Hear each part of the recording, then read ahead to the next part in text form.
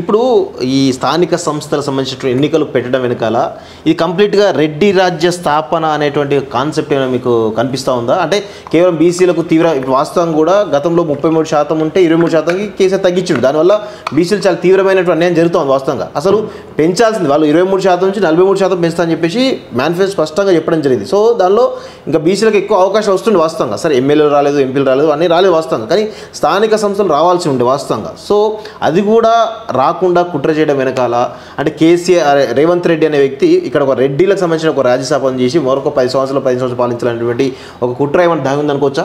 అంటే మనకి ఈ చర్చ వచ్చినాక చాలామంది మిత్రులు కాంగ్రెస్ పార్టీలో మిగతా కులాల మిత్రులు చెప్తుంది ఏంటంటే కేసీఆర్ అనేటోడు చంద్రబాబు నాయుడుని కొట్టడం కోసం చంద్రబాబు నాయుడు మంత్రి పదవి ఇవ్వకపోతే తెలంగాణ నినాదాన్ని అడ్డం పెట్టుకొని చంద్రబాబు నాయుడు కమ్మతొరలు పోయి వెలమతొరల రాజ్యం వచ్చింది. కమ్మాసు ఆర్థికంగా బలపడ్డరు, వెలమాసు ఆర్థికంగా బలపడ్డరు, వాళ్ళ జనాభా చాలా తక్కువ, రెడ్లు అధికారానికి దూరంగా ఉన్నారు. కాబట్టి ఈసారి ఎట్టి పరిస్థితుల్లోనైనా రెడ్ల పాలన రావాలని చెప్పి ఎలక్షన్స్కి ముందు ముఖ్యమైన రెడ్లంతా ప్రపంచవ్యాప్తంగా దాదాపు ఒక 3200 మంది రెడ్లు 1800 కోట్ల రూపాయల డబ్బులు మొబిలైజ్ చేసిరని తెలిసింది. గ్లోబల్ తెలంగాణ అసోసియేషన్ అనే ఒక ఆర్గనైజేషన్ పెట్టుకొని అమెరికాలో ఉన్న ప్రతి స్టేట్లో రెడ్డి సంఘం మీటింగ్లు పెట్టుకొని దీనికి రెడ్డిలో ఉన్న అన్ని పార్టీలో ఉన్న రెడ్లు, జడ్జీలు, ఐఏఎస్లు, జర్నలిస్టులు, అంటే అన్ని పార్టీలకు అతీతంగా వ్యాపారవేత్తలు, పెద్ద పెద్ద ఇండస్ట్రియలిస్టులు, ప్రపంచవ్యాప్తంగా ఉన్న రెడ్డి టాలెంట్ ఉన్న వాళ్ళంతా దాదాపు ఒక 6 నెలలు కష్టపడి రేవంత్ రెడ్డి అయితేనే కేసీఆర్ని కొట్టగలుగుతాడు, మనకి పక్కన రేవంత్ రెడ్డి పెద్దరెడ్డి కాకపోయినా ఆయనకి అగ్రెసివ్ నేచర్ ఉంది, కేసీఆర్ లాంటి నకజిత్తులోని కొట్టాలంటే రేవంత్ రెడ్డే కరెక్ట్ అని చెప్పి రెడ్లలో ఉన్న అందరినీ ఒప్పించి దాదాపు 2000 కోట్ల రూపాయల డబ్బులు మొబిలైజ్ చేసి దుబాయ్లో ఒక మీటింగ్ పెట్టి ఇప్పుడు మనం పెద్ద పెద్ద మనుషులుగా మేధావులుగా చెప్తున్న అందరి పేర్లు కూడా త్వరలో చెప్తాను, ఆ మీటింగ్ డీటెయిల్స్ కూడా వస్తున్నాయి.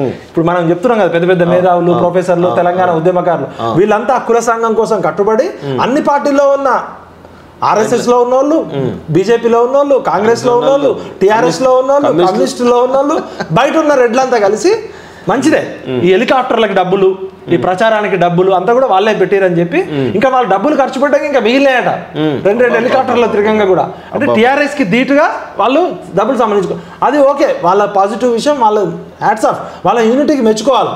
మిగతా కులాలు ఆలోచించాలి, వాళ్ళు ఎంత ఆర్గనైజ్డ్గా అమెరికాలో కష్టపడి సంపాదించిన రెడ్డి సాఫ్ట్వేర్ ఇంజనీర్ కూడా ఇక్కడ రేవంత్ రెడ్డి ముఖ్యమంత్రి కావాలని కోరుకోవడం అంటే వాళ్ళకున్న సోయి కానీ వాళ్ళకున్న యూనిటీని అప్రిషియేట్ చేయాలి. మరి ఇప్పుడు రెడ్ల పాలనకి రేవంత్ రెడ్డి గారు అంతకుముందు రెడ్డి సంఘం మీటింగ్లలో కర్ణాటకలోనో రెడ్డి అనేటోడు ప్రతి ఒక్కడు రెడ్డి కులంలో పుట్టే ప్రతి ఒక్కడు కనీసం 10 ఎకరాల భూమిని ఉంచుకోవాలి, 10 ఎకరాల భూమిని సంపాదించుకోవాలి, హమాలీ సంఘం నాయకుడైనా, ఆటో యూనియన్ డ్రైవర్ అయినా, ట్రేడ్ యూనియన్ డ్రైవర్ అయినా మన రెడ్డిలే ఉండాలి, రెడ్ల రక్తంలో పరిపాలించే తత్వం ఉంది, రెడ్లు పరిపాలించడానికే పుట్టిరని చెప్పి వాళ్ళ రెడ్డి సంఘం మీటింగ్లలో చాలా మంది నాయకులు మాట్లాడిన విషయం యూట్యూబ్లో ఉంది. అంటే వాళ్ళు బలంగా నమ్ముతున్నారు ఏంటంటే మేము భూస్వాములము, ఆసాములము, రజాకారుల దగ్గర దేశ్ముఖులు, దేశపాండేలు ఎవరు, రెడ్డి ధరలు, వెలమధరలు వీలే కదా. ఇప్పుడు పెద్ద పెద్ద రజాకారులు డైరెక్ట్ గా ముస్లిం నిజాం రాజు వచ్చి మనని ఊచకోత వేయలే కదా. ప్రతి గ్రామంలో, ప్రతి మండలంలో జమీందారులు, జాగీర్దారులు, దేశ్ముఖులు, దేశపాండేలు ఉంటే రెడ్డి ధరలు లేకపోతే వెలమధరలు. ఈ దొరతనాన్ని మళ్ళీ తెచ్చుకోవాలి, భూమి ఉండాలి మనకి. రెడ్లలో కూడా వాచ్మ్యాన్ చేసే పనులు ఉన్నారు, ఆటో డ్రైవర్లు ఉన్నారు, రెడ్డి అనేటోడు అట్లా ఉండొద్దు, మీరు ఏం చేస్తారో తెలియదు, 10 ఎకరాలు ఉంటేనే మీరు రెడ్డి. అంటే భూమి కేంద్రంగా రాజకీయాలు ఉంటాయి. తెలంగాణ పోరాటం అంతా స్వేచ్ఛ కోసం, స్వాతంత్రం కోసం, సమానత్వం కోసం, భూమి కోసం, భుక్తి కోసం, విముక్తి కోసం. ఆ భూమి నక్సలైట్ ఉద్యమాల వల్ల మన చేతుల్లోంచి పోయింది. కేసీఆర్ వచ్చి ధరణి పేరుతో, రైతు బంధు పేరుతో నక్సలైట్లు జెండాలు పాతిన భూములన్నీ మళ్ళీ తిరిగి వెలమల చేతిలోకి ఉంది. కాబట్టి రెడ్డి అనేటోడు భూమి ఉంటే సంపద ఉంటుంది, భూమి ఉంటే పెత్తనం ఉంటుంది, భూమి ఉంటే ఊర్లో అధికారం ఉంటుంది. కాబట్టి వార్డు మెంబర్ దగ్గర నుంచి, జెడ్పీటీసీ దగ్గర నుంచి, ఎంపీటీసీ దగ్గర నుంచి, కౌన్సిలర్ దగ్గర నుంచి ప్రతి దగ్గర రెడ్డి అనేటోడు లీడర్షిప్ క్వాలిటీస్ ఉండాలని చెప్పి వాళ్ళు చాలా దీర్ఘదృష్టితో, దీర్ఘ ప్రణాళికతో ఒక వ్యూహరచన చేశారు. ఇప్పుడు రాహుల్ గాంధీ చెప్తున్న కులగణన, రాహుల్ గాంధీ చెప్తున్న రెడ్ల లెక్క, రాహుల్ గాంధీ చెప్తున్న వెలమల లెక్క, రాహుల్ గాంధీ చెప్తున్న బీసీల లెక్క బయటపడితే అందరి లెక్కలు బయట కడితే వీళ్ళ బొక్కలు బయటపడతాయి. అది రెడ్డి కావచ్చు, వెలమ కావచ్చు, కమ్మ కావచ్చు, ఎవరు కావచ్చు. జనాభాలో 100 మంది ఉంటే 100 మందిలో 90 మంది తినాల్సింది 10 మందే తింటున్నారు. 90% సంపద 10 మంది దగ్గర ఉంటే 10% సంపద 10% వాటా ఉన్న వాళ్ళు 90 చాక్లెట్ తింటున్నారు. ఇది సహజ న్యాయానికి విరుద్ధము, సామాజిక న్యాయానికి విరుద్ధము, రాజ్యాంగానికి విరుద్ధము, ధర్మానికి విరుద్ధం.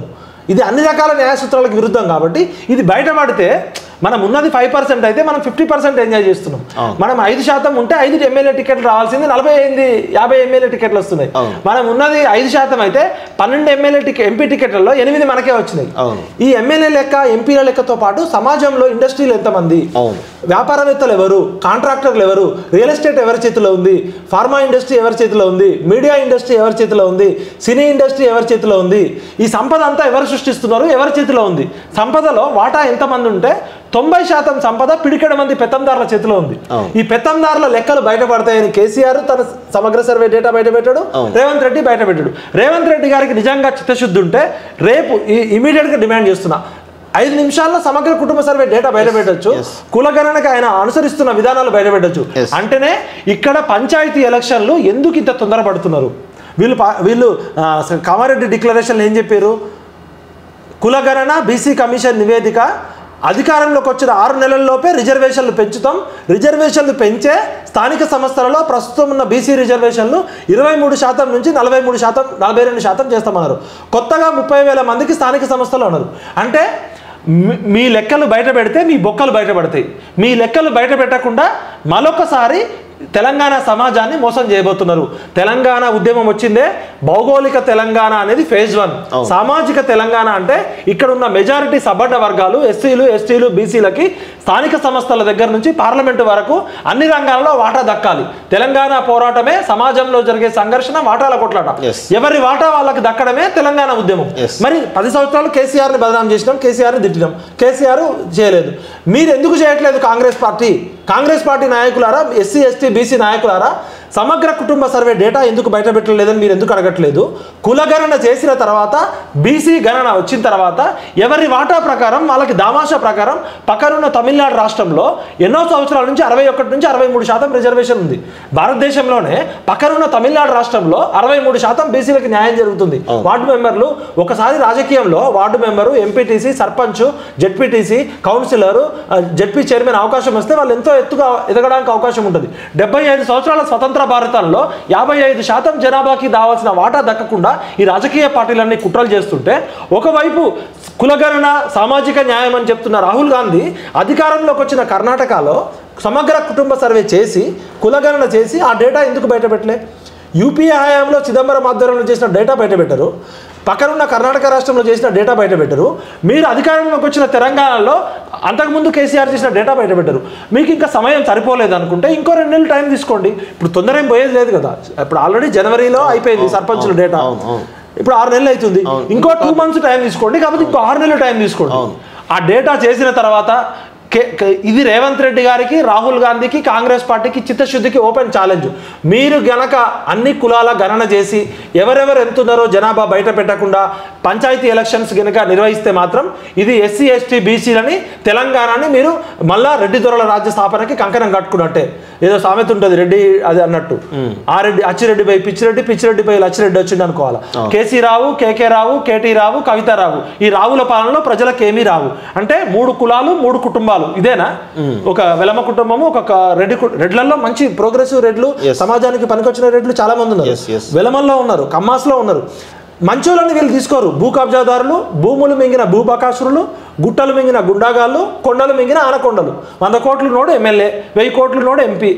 ఇక్కడ ధనం, ఇది ధనకులం, ధనవంతుల కులం. అన్ని పార్టీలలో ఇదే పరిస్థితి ఉంది. అంటే రాజ్యాంగానికి విరుద్ధంగా, న్యాయానికి విరుద్ధంగా, ధర్మానికి విరుద్ధంగా, సహజ న్యాయానికి, సామాజిక న్యాయానికి విరుద్ధంగా ఈ పంచాయతీ ఎలక్షన్లలో కాంగ్రెస్ పార్టీకి స్పష్టమైన వార్నింగ్ ఇస్తున్నాం, హెచ్చరికిస్తున్నాం. ఇక్కడ ఒక సివిల్ వార్ వస్తుంది. ఎస్సీ, ఎస్టీ, బీసీలు సోయికి వచ్చిర్రు, బొడ్రాయిలో కూర్చొని రాయి పట్టుకొని కూర్చుంటారు. ఇవాళ ప్రతి గ్రామంలో తెలవకుండా మన ప్రతి గ్రామంలో కూడా ఒక రంగస్థలం సినిమాలో, మన ఆయన రంగస్థలం సినిమాలో భూస్వాములు, ఆసాముల పెత్తందారి వ్యవస్థ ఎట్లుంటుంది? ఆయన ఎవరు? జగపతి బాబు లాంటి ఒక విలను, అది ఏ కులంలో అయినా ఒక ఊరిని మొత్తం పట్టి పీడిస్తున్న ఒక పిచాచాలు ఉన్నారు. అది రెడ్లలో ఉన్నారు, వెలమల్లో ఉన్నారు, మునూరు కాపు పటేళ్లలో ఉన్నారు. ఎక్కడ అవకాశం ఉంటే అక్కడ అవకాశం, అక్కడ కులం లేదు. దాన్ని బద్దలు కొట్టాలంటే స్థానిక సంస్థల్లో బీసీలకి వాటా ఇవ్వాల్సిందే. మనకు వాస్తవానికి 55% వాటా దక్కాలి తమిళనాడు లాగా, కానీ 22%. కేసీఆర్ ఆల్రెడీ 33%, 22%కి తగ్గించిండు 10%. ఇప్పుడు మనకి 42% అని చెప్తున్నారు. కొత్తగా 30,000 పోస్టులు మనకి రావాలి అంటే దాదాపు 33 జిల్లాలంటే బీసీలో 15-16 జడ్పీ చైర్మన్లు అవుతారు. ఒకసారి ఊహించుకోండి, ఎంతమంది సర్పంచ్లు అవుతారు, ఎంతమంది ఎంపీటీసీలు అవుతారు, ఎంతమంది జడ్పీటీసీలు అవుతారు, ఎంతమంది వార్డు మెంబర్లు అవుతారు, ఎంతమంది కౌన్సిలర్లు అవుతారు, ఎంతమంది మున్సిపల్ చైర్మన్లు అవుతారు. అంటే వీళ్ళందరికీ దక్కాల్సింది కేవలం మా రెడ్లకి, మా వెలమలకి, మా కమ్మలకి ఇది ఏ కులానికి వ్యతిరేకం కాదు, ఇది బీసీలకి జరుగుతున్న అన్యాయాన్ని చెప్పడము. రెడ్లలో మంచోళ్ళు ఉన్నారు, హ్యాట్స్ ఆఫ్. వెలమలలో మంచోళ్ళు ఉన్నారు, హ్యాట్స్ ఆఫ్. కమ్మలలో కులాన్ని బట్టి మనం కాదు, గుణాన్ని బట్టి ఉంటుంది. మరి రేవంత్ రెడ్డి గారు నిజంగా ప్రజాస్వామ్య తెలంగాణ కోసం, సామాజిక తెలంగాణ కోసం దొరల తెలంగాణ పోవాలి, ప్రజల తెలంగాణ రావాలన్నాడు. మరి ప్రజల తెలంగాణలో బీసీల వాటా తేల్చకుండా, కులగణన చేయకుండా పంచాయతీ ఎలక్షన్లకు ఎందుకు అంత తొందర? బరాబర్ హెచ్చరిస్తున్నాం.